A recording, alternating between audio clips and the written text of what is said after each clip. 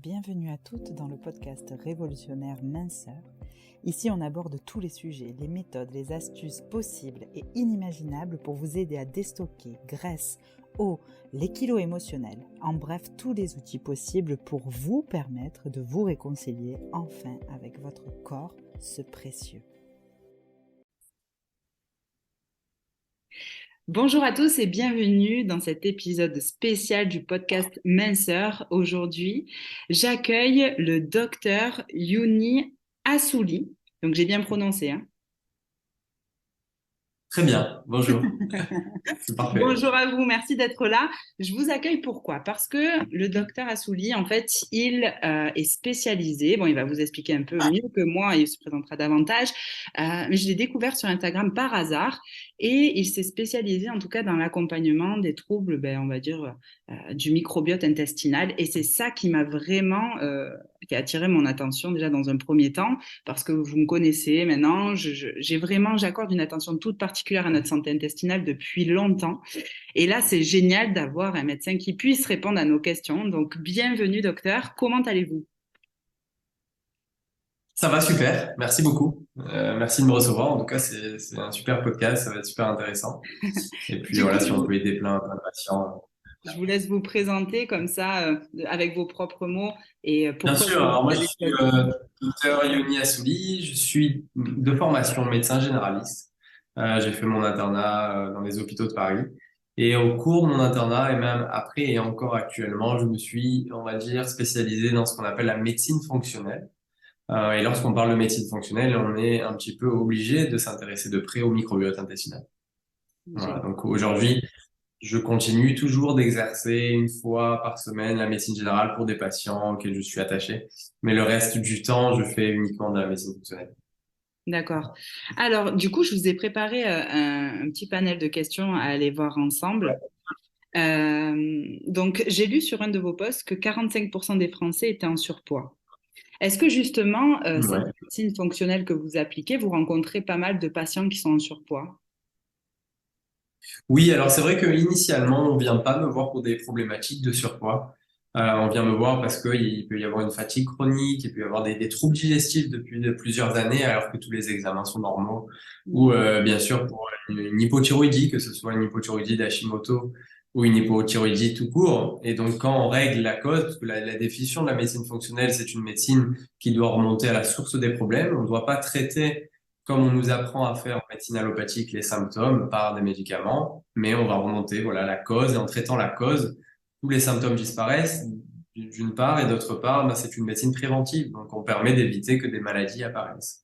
Et bien souvent, quand tout rentre dans l'ordre, les patients perdent du poids naturellement, mais ce n'est jamais, pratiquement jamais le symptôme principal de mes consultations, même si ça y figure parmi les plaintes, Et oui. mais moi, je m'intéresse pas au poids initialement dans mes consultations. Je règle le poids, mais en réglant le microbiote, en réglant l'hypothyroïdie, en réglant peut-être la fatigue surrénalienne, en réglant voilà les causes profondes. Est-ce que c'est la seule différence entre la médecine fonctionnelle et allopathique, le fait de revenir à la source du symptôme?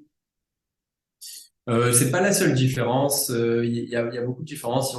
Mais la médecine allopathique, si vous voulez, les consultations sont très brèves et on s'intéresse presque pas, voire pas du tout à l'alimentation. Donc, quand vous allez voir un médecin généraliste, vous allez voir que vous avez des douleurs, il va vous donner un analgésique, vous êtes dépressif, un antidépresseur, vous êtes constipé, un laxatif. Mais on se rend pas bien compte de l'impact qu'ont les aliments sur notre organisme. Donc ça, c'est également une différence. Voilà. Eh oui, d'accord. Euh, du coup, ça arrive très très souvent aussi, je suppose, parce que là, vous avez parlé de la thyroïde et je sais que c'est un des sujets, mais qui revient très très très souvent quand on parle de surpoids d'ailleurs. Et est-ce Tout que à fait. justement, c'était pas une question qui était notée, mais la thyroïde et le microbiote, est-ce que ça a un lien du Ouais. coup? Oui, oui, oui.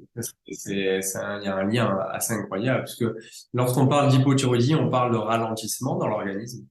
Malheureusement, moi, j'ai fait beaucoup de consultations à ce niveau-là parce que on est formé en tant que médecin allopathe à regarder que des normes de laboratoire et on va regarder que la TSH. La TSH qui est dans 99,9% des cas normal, mais normal pour les labos. C'est pas normal pour des valeurs santé. Donc les patients, ils sont frileux, ils sont constipés, ils prennent du poids, ils ont le moral up and down, ils perdent les cheveux. ils ont la peau sèche, les ongles cassants, et on leur dit, bah, écoutez, tout va bien, c'est pas la thyroïde. Alors que oui, c'est la thyroïde. Hmm. Alors elle fonctionne au ralenti. Lorsque la thyroïde fonctionne au ralenti, tout l'organisme va fonctionner au ralenti car c'est vraiment le chef d'orchestre. Et il va avoir un ralentissement et donc c'est des patients qui vont beaucoup plus facilement prendre du poids que des patients qui sont en euthyroïdie, qui n'ont pas d'anomalie à ce niveau-là. Donc oui, l'hypothyroïdie modifie le microbiote. Ouais, ça c'est évident. Mm. Ah ouais, d'accord, c'est génial. Ouais. Et c'est très intéressant justement de parler de ça parce que très très souvent dans toutes les formations, je vous disais ça tout à l'heure en off, que j'ai faites autour de la nutrition, euh, et souligner le fait que justement n'est pas assez prescrit le taux de T3, T4 au niveau de la thyroïde. Voilà, pour venir voir en fait les vraies fonctions de la thyroïde, est-ce qu'elles sont en marche ou pas. Voilà. Donc, Complètement, mais ouais, vous soulevez une question très très importante. Ouais. Tout à fait. ouais, merci du coup de ressouligner ça en tout cas de votre voix. Euh, alors, pensez-vous maintenant que si les gens connaîtraient mieux leur corps, leur anatomie, leur physiologie, il y aurait moins de surpoids en France aujourd'hui? Parce que je pense que ça fait partie de ça. Votre consultation, elle est beaucoup orientée prévention, comme vous l'avez dit. Donc, Complètement, ouais. s'ils se Ouais, connaîtraient mieux, ouais, qu'est-ce je que vous pense. faites, vous, en consultation pour justement aider les gens peut-être à apprendre à davantage se connaître? Bah, déjà, je suis un peu comme un professeur des écoles. J'essaye en fait que mon patient soit acteur de sa santé ou acteur de sa maladie. Je veux qu'il en connaisse presque davantage que moi. Donc c'est la médecine fonctionnelle, c'est vraiment un partenariat qu'il y a entre le médecin et le patient. Moi, Mm. j'explique souvent que je vais donner les clés d'une bonne santé, mais après, je ne serai pas derrière. Donc, c'est une médecine un peu particulière dans le sens où je vais être amené, lorsque je vais revoir le patient après avoir fait des bilans biologiques, à modifier son hygiène de vie. Donc, je peux être amené peut-être à arrêter le gluten chez certains patients. Donc, ça demande une certaine motivation et donc j'ai besoin que le patient comprenne tout ça. Donc, je lui explique la physiologie surtout, donc le fonctionnement hormonal, le fonctionnement de l'intestin. Je trouve que plus un patient comprend, plus il va appliquer. Voilà, donc, le déroulement de mes consultations, lorsqu'un patient prend un rendez-vous, on lui explique, donc j'ai une assistante qui explique tout le fonctionnement, qui lui envoie un questionnaire à nous faire parvenir au moins 7 jours avant la consultation parce que j'aime bien lire mes dossiers avant. Lors de la consultation, on revoit le questionnaire ensemble. J'explique un petit peu mes hypothèses diagnostiques. Je donne des prises de sang. Il y a des bilans sanguins, urinaires dans les urines 24 heures et des prises de sang génétiques parce que bah, la génétique est merveilleuse. On est tous différents. Et je trouve que la médecine fonctionnelle doit être une médecine personnalisée. J'ai Mm. jamais donné les mêmes protocoles à deux patients. Donc, on a tous un protocole, on a tous notre propre médecine fonctionnelle. Donc, c'est comme ça que moi, en tout cas, je vois la médecine. Donc Voilà, ça, c'est le début. finalement, on parle ici de protocole, on repart avec un protocole à la fin de votre consultation et pas avec une prescription médicale, c'est bien ça? À la fin de la deuxième, en fait, à la fin de la première consultation, vous partez avec des analyses à faire. Voilà. Je ne fais jamais rien lors de la première consultation. Et Mm. ensuite, je revois le patient 5, 6 semaines après avec les résultats. Mais je les ai reçus bien avant et donc j'ai déjà travaillé dessus. Donc j'ai déjà rédigé pour mon patient un protocole que je lui explique lors du deuxième rendez-vous avec des compléments alimentaires, avec des traitements peut-être hormonaux, avec voilà des traitements qui permettront que le patient soit en pleine santé. Et du coup, justement, j'ai déjà fait une analyse de mes selles, une Ouais. coproduction, mais spéciale microbiote intestinal. Et il y a des laboratoires qui font ça aussi en France. J'avais fait ça avec Physiosense, je ne sais pas si vous le connaissez. Non. Et vraiment, j'avais vu bactérie par bactérie, enfin, il y en a des millions, hein, mais en tout cas, il y avait des familles et en fonction, ça venait vous montrer votre terrain à justement telle ou telle maladie. Et si vous étiez déjà malade, en fait, ça vous expliquait aussi cette lecture, le pourquoi du comment. Et vous prescrivez ce type d'analyse aussi, du coup, dans vos... Non. J'en ai déjà prescrit, j'ai déjà prescrit des analyses du microbiote avec des analyses de sel, mais j'ai pas besoin d'aller jusque-là pour modifier un microbiote. Donc, j'ai prescrit beaucoup d'analyses d'hypersensibilité alimentaire pour voir si le patient a des hypersensibilités alimentaires. Je Ouais, voilà, dose ce qu'on avec appelle un terrain de le dysbiose, voilà, qui est souvent coordonné. D'accord. Après, en réglant la thyroïde, en réglant le fonctionnement surrénalien, en traitant les carences, même vitaminiques, ça peut être en oméga 3, en oméga 6, en vitamine D, l'alimentation, tout le microbiote va changer.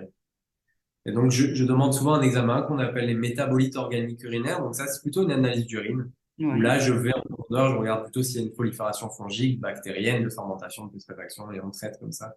Mais c'est très rare, je demande une analyse de sel. Je trouve que pour l'instant, on n'a pas assez de recul à ce niveau-là. Ah, Euh, d'accord. J'allais dire oui c'est parce que... trop, Ok, ouais, les conseils sont trop généraux, donc on va vous deux dire, si vous observez bien, toujours pareil, mangez plus de fruits, mangez plus de légumes. d'accord. Mastiquer, parce que la mastication est très importante, mais Mm. voilà, c'est pas personnalisé. D'accord, ok. Parce que j'allais juste poser la question. Donc, vous pensez finalement que c'est plus rapide de faire les analyses que vous faites plutôt que de faire une analyse du microbiote par les selles. Mais en fait, non, c'est plus sûr, en tout cas pour l'instant, parce qu'il n'y a pas assez de recul sur ce type d'examen. C'est ce que Exactement. vous dites. Ouais, Ok. tout à fait. Donc, Euh, c'est onéreux, c'est pas donc, sûr. du coup, ben, on y arrive. Le microbiote intestinal.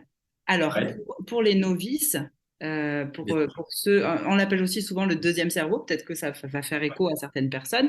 Donc, pour vous, comment vous pouvez nous expliquer, selon vous, ce qu'est le microbiote intestinal? Alors, comme je dis souvent à mes patients, je trouve que aujourd'hui, on parle que du microbiote. C'est la star de tous les réseaux sociaux, à juste titre, parce que ben, c'est vrai que toutes les études se dirigent vers le microbiote et toutes les pathologies chroniques, comme l'avait dit Hippocrate. Mais il faut voir l'intestin comme un ensemble de 4 acteurs. Il y a 4 acteurs, donc soit au niveau de l'intestin grêle, le petit intestin, au niveau du côlon, le gros côlon, où se situe le microbiote. Le premier acteur de cet intestin, c'est une barrière intestinale qui fait 500 mètres carrés. Ça paraît énorme, c'est le cas. Donc, c'est 3 stades de foot. Moi, je suis à Marseille, c'est 3 stades de Vélodrome, euh, qui sont dans notre corps et qui sont constitués par ce qu'on appelle des villosités, donc des replis. Et au sein de ces villosités, il y a une seule couche de cellules qu'on appelle des cellules de l'entérocyte. Entéro signifiant intestin et cyte cellule. C'est une seule couche de cellules. Ces cellules, elles sont reliées les unes aux autres et forment ce qu'on appelle des jonctions serrées. Elles ont 2 rôles. La barrière intestinale a 2 rôles que moi j'appelle antinomiques. Vous allez me dire si vous trouvez ça, moi je trouve ça paradoxal, c'est-à-dire que elle doit à la fois jouer un rôle de barrière contre les mauvaises molécules et Ouais. un rôle d'absorption pour les micronutriments. Mm. Donc elle a 2 rôles qui vont pas, mais en tout cas elle le fait, elle doit bien le faire. Et Ouais. il y a certains facteurs qui vont entraver son fonctionnement. On sait aujourd'hui que le gluten peut aggraver la barrière, créer une porosité, créer des trous dans la barrière intestinale. La consommation d'antibiotiques à répétition, les anti-inflammatoires, les corticoïdes, le stress chronique. Car lorsqu'on est stressé, nous allons sécréter trop de cortisol. Et le cortisol est une hormone qui va créer une hyperperméabilité intestinale. Donc les jonctions ne vont plus être serrées et elles vont ouvrir la barrière. Mhm. Il y a un deuxième acteur dont on parle moins, mais qui est très important, qu'on appelle le GALT, qui signifie tissu lymphoïde associated gut. Il représente 80% de notre système immunitaire. Il se situe vraiment au niveau de l'intestin. Donc, d'où l'importance de cet organe dont il faut prendre soin. Le troisième acteur, c'est un gel visqueux qu'on appelle le mucus, qui Mhm. va tapisser la barrière intestinale pour l'aider à repousser les mauvaises molécules. D'accord. Il faut savoir que dans la population, à peu près un patient sur 5, c'est énorme, 20% de la population est non sécréteur de mucus. Donc, si on ne leur apporte pas du mucus par supplémentation, ils ne pourront pas avoir un bon microbiote. Et Ça, ça, c'est c'est très important. génétique, par exemple? Génétique, tout à fait. C'est des analyses génétiques. Et le quatrième acteur, bah, c'est ce fameux microbiote intestinal qui consiste en un partenariat entre l'hôte, donc entre vous, et vos bactéries. C'est-à-dire que l'hôte va devoir offrir le meilleur gîte et le meilleur couvert possible. Et en retour, les bactéries, elles vont bosser pour lui. Elles vont produire des neurotransmetteurs, des hormones, des acides gras à chaîne courte, la vitamine K par exemple. Mais à condition, bien sûr, d'apporter ce dont le microbiote a besoin. Ce dont il a besoin, on sait que c'est les fibres, Mhm. donc les fruits, les légumes, les crudités. Il faut apporter déjà ce que l'hôte a besoin de manger. Donc on est, je vous ai dit, tous différents. Il y a des génétiques qui permettent de savoir qu'est-ce que nous, on doit vraiment manger. Est-ce qu'on doit manger plus de protéines, plus de gras? Ça, c'est génétique également, parce qu'on ne doit pas avoir la même alimentation. Peut-être que vous et moi, on ne doit pas manger pareil, ça, je ne sais pas. Mais donc ça, c'est très important. Et le microbiote, donc, on sait aujourd'hui que grâce à toutes ces molécules-là, va nous permettre d'être en bonne santé. Mhm. Voilà. J'avais lu un livre justement dans ce sens, quatre Ouais. groupes sanguins, quatre régimes différents. Je ne sais pas si vous connaissez ça aussi et si ça va aussi dans le sens des analyses que vous faites en fonction des régimes. En fait, c'est par rapport aux intolérances alimentaires que vous allez définir le régime de quelqu'un finalement, c'est ça? Non, pas vraiment. En fait, quand je demande des hypersensibilités alimentaires, c'est pour modifier la perméabilité intestinale parce que si le patient a un mauvais microbiote, un mauvais système immunitaire, au bout d'un moment, il va devoir réagir contre les œufs, contre les tomates, contre le gluten, sur ce qu'il consomme le plus souvent. Donc pendant 4 mois, je lui enlève ces aliments-là. 4 mois après, il pourra les remanger. Donc ça, c'est vraiment pour réparer l'intestin. Pour dans un objectif de perte de poids, je fais des analyses génétiques plus poussées qui me permettent de savoir si le patient doivent avoir une alimentation qu'on appelle plus high fat, low carb, donc plus riche en protéines, en matières grasses et faible en glucides, ou pas, ou si c'est des régimes cétogènes. Mais ça, c'est deux problématiques différentes. Et est-ce que vous conseillerez une consultation en médecine fonctionnelle pour faire un bilan, en fait, prévention, Complètement. à tout âge, ou Ouais. bien... Complètement.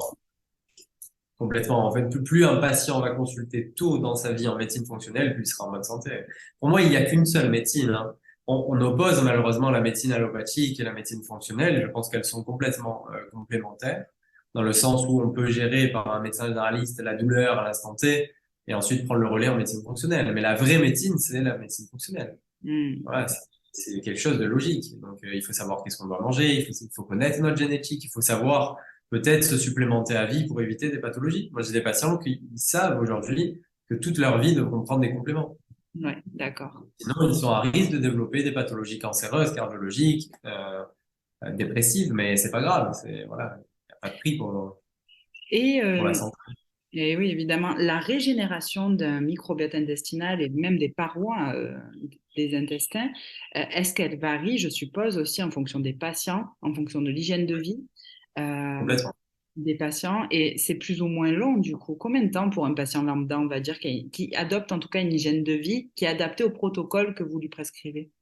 Alors, la perméabilité intestinale, donc un patient qui a développé un intestin poreux, donc il faut savoir que lorsqu'un patient a une hyperperméabilité intestinale, il est à risque de développer ce qu'on appelle des maladies auto-immunes. Puisque toutes les molécules toxiques vont franchir la barrière, elles vont se retrouver au contact des cellules du système immunitaire qui est là pour défendre le patient. Mais Mhm. à force d'être trop attaqué, de trop défendre le patient, il peut devenir fou et attaquer des protéines du foie. Donc, on va dire pour corriger l'hyperperméabilité intestinale, il faut 6 mois. D'accord. Ça, c'est des protocoles de 6 mois. En Même toute pour, honnêteté, les patients, au bout de 3 mois, ils vont mieux. voilà déjà, donc même pour Voilà. quelqu'un qui a un microbiote, on va dire, moyennement sain, il lui faut quand même 6 mois.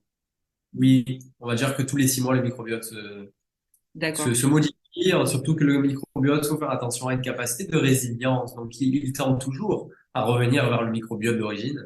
Mm. Donc, ça peut être un peu plus long pour certains, mais en 6 mois, si le patient a bien suivi les recommandations alimentaires, a bien pris les compléments, a fait un effort sur la mastication, c'est rentré dans l'ordre. Ouais. Est-ce que finalement, c'est une question un peu large que je vais poser, mais est-ce que tous les symptômes ou toutes les maladies peuvent se régler en allant justement rééquilibrer ce microbiote? Ah ouais, je suis certain. Ouais, complètement. Mais ça, c'est Hippocrate qui l'avait dit, hein. Le point de départ de toutes les maladies se situe au niveau de l'intestin. Aujourd'hui, on sait que c'est peut-être se situe au niveau du microbiote intestinal. Mais je reste persuadé qu'un patient qui a un bon microbiote est en bonne santé. Mm. Ça, c'est sûr. Et pourquoi est-ce que vous, pendant vos études et pendant votre pratique, pourquoi est-ce qu'on l'appelle le deuxième cerveau? Parce qu'il y a un lien, il y a une autoroute via un nerf inconscient qu'on appelle le nerf vague, qui relie l'intestin au cerveau. Et de toute façon, ça se confirme quand on voit des patients qui sont plutôt anxieux. Ben, ils me relatent aller aux toilettes dès qu'ils ont un stress, dès qu'ils ont un examen. Donc, on voit qu'il y a une véritable connexion entre ces deux organes-là. Il faut savoir que l'intestin a été formé avant le cerveau. Moi, je pense que c'est le premier cerveau, pas le deuxième. Bienvenue au club. Voilà. Ouais, Mais mais on peut oui. Et oui, ce fameux nerf vague, donc effectivement, tout ce qui va être neurotransmetteur, peu importe finalement où c'est sécrété, que ce soit sécrété en haut ou dans le c'est ventre, sécrété à 90% par l'intestin. Donc, voilà, au niveau de la sérotonine. notamment. Ouais. Il y en a d'autres qui sont hyper importantes au niveau des neurotransmetteurs qui sont sécrétés aussi au niveau de l'intestin. Principalement la sérotonine. Maintenant, on sait de plus en plus qu'il y a des études sur ce qu'on appelle les acides gras à chaîne courte, qu'on D'accord. appelle le butyrate, le propionate et l'acétate, qui sont formés par un microbiote sain, donc un microbiote eubiotique, par des bonnes bactéries. Et à quoi elles servent, du coup? Bah, ces acides gras à chaîne courte vont avoir des rôles dans l'inflammation. Voilà. Euh, vont jouer des rôles aussi au niveau cérébral. Donc, c'est très, très important. Il y a des patients qui ont un mauvais microbiote, qui sont déficitaires, par exemple, en butyrate, et donc, ils sont plus à risque de développer une hyperperméabilité intestinale. Donc, il y a maintenant des compléments de butyrate, il y a plein de choses, hein. Et donc, la majorité, ben moi, je vous dis aussi mon expérience des clientes que j'ai reçues aussi en consultation, que ce soit individuel ou en groupe ou en accompagnement, souffrent d'un stress chronique qui amène cet état un peu d'inflammation, enfin, pas qu'un peu évidemment, d'inflammation qui s'installe aussi dans le temps. Donc, tout l'intérêt d'avoir un microbiote sain pour aussi finalement lutter contre le stress chronique qui nous amène à être en rétention d'eau, et qui nous Ah, ouais, amène tout à aussi fait. à consommer un peu tout et n'importe quoi et à être finalement Exactement. en surpoids. Donc, très, très, très intéressant. Justement, quel est C'est le un rôle? véritable cercle vicieux. Pardon, C'est un excusez-moi. véritable cercle vicieux. Ben oui, oui, complètement. Cercle vicieux, c'est ça. Ouais, complètement. Alors, le rôle du... Est-ce que vous avez des études ou des trucs qui sont sortis récemment sur justement le microbiote et le poids? Oui, oui, oui. Alors, j'ai fait des revues, mais vous pouvez pas voir, vous. J'ai Ouais, sorti des articles sur le merci. microbiote, le sucre, l'obésité, les bactéries, comment l'alimentation ne fait pas tout. Donc, ouais, il y a plein d'études sur le microbiote et la surcharge pondérale et l'obésité. On sait que, bien sûr, une alimentation trop riche en sucre va favoriser les mauvaises bactéries. Donc, les mauvaises bactéries et les mauvais champignons, notamment le candida, se Hmm. nourrissent de sucre, adorent le sucre. Donc, plus on va manger des sucres raffinés, plus on va aller nourrir une mauvaise flore. Donc, Et ça là, il y nous a un rend rôle, bien sûr. complètement addicts. Je les vois, les clientes qui sont atteintes de Exactement. candidose, mais c'est même, Exactement. ça en devient nerveux la consommation de sucre, hein. C'est Ouais. Mais là, vraiment il faut agressif. leur dire que c'est malgré elle, car si vous voulez, le candida est un pathogène qui est bénéfique initialement pour l'organisme. Mais lorsqu'on a une mauvaise flore, donc surtout une flore de fermentation avec des bactéries de fermentation, elles vont le faire proliférer avec elle et il va devenir pathogène. C'est un petit peu comme Dr Jekyll et Mr Hyde. Hmm. Et c'est ce pathogène, ce champignon-là, qui va faire, grâce à la libération de ces toxines, l'appel du sucre. Donc souvent, c'est malgré soi. Mais en réglant le microbiote, en traitant les causes, on arrive à couper la tête de ce candidat-là. Et Voilà, finalement, mais donc, ce microbiote, quand il s'exprime, est-ce que ouais. ça passe dans le sang, du coup, ou comment ça se véhicule, ce qu'il produit? Parler les bactéries. D'accord. Les bactéries, elles communiquent avec le cerveau, du Alors, les coup. bactéries produisent des toxines. On appelle ça des endotoxines, souvent, qui sont Ok. dans les bactéries à Gram négatif, donc les bactéries les plus néfastes. Et ces endotoxines sont transportées dans le sang du patient grâce à un transporteur qu'on appelle les lipopolysaccharides binding protein, le LBP. Le LBP transporte les LPS. Ça, c'est les endotoxines. Et moi, ce que je dose, c'est notamment le LBP. Je dose la protéine de transport.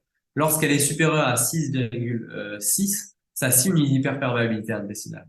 Ah, Elles sont transportées comme ça dans le sang du patient. ok, d'accord. Et il faut savoir que la dysbiose, les mauvaises bactéries, créent une hyperperméabilité intestinale. Et l'hyperperméabilité intestinale crée une dysbiose. Donc, c'est un véritable cercle vicieux. Ouais. Super. Bon, je vais prendre rendez-vous bientôt. Je pense que c'est très important de faire toujours de la prévention. Moi, j'adore ça.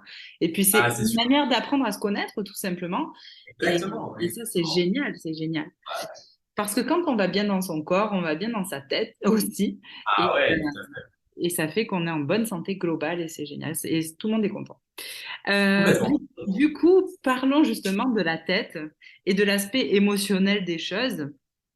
Est-ce que l'équilibre émotionnel des patients influence le microbiote? Imaginons que ce soit un patient qui a une hygiène de vie impeccable, qui prend vraiment le régime qu'il lui faut, oui, mais sauf qu'il vit des événements dans sa vie, je vous dis n'importe quoi, divorce, deuil, traumatisme, qui font qu'il y a un déséquilibre au niveau de l'humeur. Est-ce que ça a un lien? Est-ce que ça va percuter l'équilibre physiologique du microbiote? C'est certain, c'est indéniable. Oui, ça va perturber donc l'équilibre, comme je le disais, avec la sécrétion de cette fameuse hormone qu'on appelle le cortisol, qui est assez néfaste pour la perméabilité intestinale. Donc, c'est le lien entre le stress et les intestins. Donc, les patients qui vont être stressés de manière chronique vont sécréter trop de cortisol et donc vont avoir une hyperperméabilité intestinale. Au bout d'un moment, on sait que ces patients-là vont arrêter de sécréter trop de cortisol. Ben, ils en auront trop sécrété, il n'y en aura plus. Lorsqu'il n'y a plus trop de cortisol, on peut parler de fatigue surrénalienne. Ça peut effondrer un précurseur qu'on appelle le sulfate de prégnénolone, un nom un peu barbare. Et on sait que la prégnénolone a un rôle vraiment bénéfique pour l'intestin. Donc, c'est des patients qui, au bout d'un moment, sont en fatigue sur une aliène et se retrouvent en hyperperméabilité intestinale. Donc, c'est plutôt, il y a plutôt un lien entre l'immunité intestinale et le microbiote. Donc, c'est les surrénales, la glande thyroïdienne également. Alors, on peut pas régler un intestin si on n'a pas réglé la thyroïde. Ça, je n'ai jamais vu ça.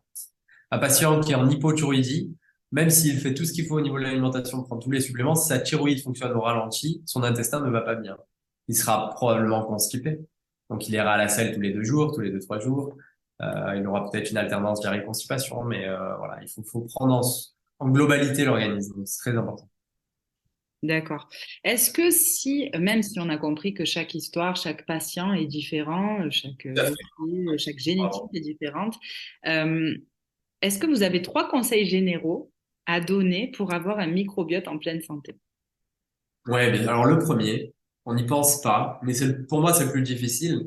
Je consulte, allez, on va dire 10 patients par jour, les 10, je leur dis pareil, et je le fais pas moi-même tous les jours. C'est la mastication. Oui. Et c'est très dur, je sais, parce qu'on est dans un monde où on doit aller très très vite. On mange devant les écrans, on est pressé, on est stressé, on va gober. Mais pour avoir un microbiote sain, il faut vraiment prendre le temps de bien mâcher pour prédigérer les aliments parce que nos bactéries n'ont pas de dents. Donc ça, c'est le premier conseil. Ensuite, le deuxième conseil, bien sûr, c'est d'enrichir notre alimentation. On sait que pour avoir le meilleur microbiote possible, il faut avoir une alimentation variée, la plus variée possible. Donc Hmm. manger des aliments, bien sûr, sains, de saison, locaux, bio si possible, sans pesticides, mais variés. Il faut varier les légumes, il faut varier les fruits, il faut varier les protéines, il faut tout varier. Ça, c'est très, très important. Et ensuite, ben, il faut analyser, faire des bilans pour regarder un petit peu l'ensemble, voir s'il n'y a pas des carences qui pourraient impacter le microbiote. Ça, Hmm. c'est voilà, ça, c'est quelque chose de très important. Et donc, Ne de... pas hésiter également, faire du yoga, de la méditation, de la cohérence cardiaque, du sport, de l'activité physique, de la marche même. Voilà, il y a beaucoup d'impact sur l'activité physique et le microbiote. Ça, c'est des conseils que voilà, 3 conseils que tout le monde peut faire sans même consulter, on va dire. Voilà. Hmm. Et donc, on vous trouve où? À Marseille? Moi, je suis à Marseille, ouais, tout à fait. Je suis à Marseille, j'ai mon cabinet à Marseille, mais depuis un an, j'ai développé beaucoup la visio. Donc, parce que J'allais vous j'avais beaucoup de... demander, ouais, si vous faisiez Ouais, des consultations à distance aussi, parce que du coup, je ouais, il y sais. a eu beaucoup de demandes. Alors, ouais, je fais beaucoup de visio. Maintenant, je fais même plus de visio que de présentiel. Hmm. Même si c'est pas idéal, mais bon, dans une médecine, on n'est pas obligé d'examiner. Donc, C'est c'est ça, et ça. puis surtout, c'est de la prévention, donc c'est vraiment génial, je trouve, de pouvoir.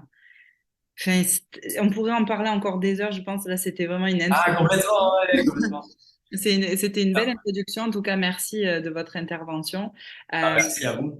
on vous retrouve à Marseille et puis je laisserai les coordonnées du docteur Assouli dans la description de ce podcast, juste au-dessous.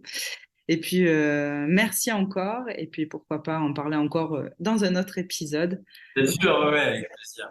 Merci Avec pour grand votre plaisir. disponibilité. En tout cas, je vous souhaite une belle journée, bonne écoute et bonne journée aussi à vous qui nous écoutez. À Merci bientôt. beaucoup. À bientôt.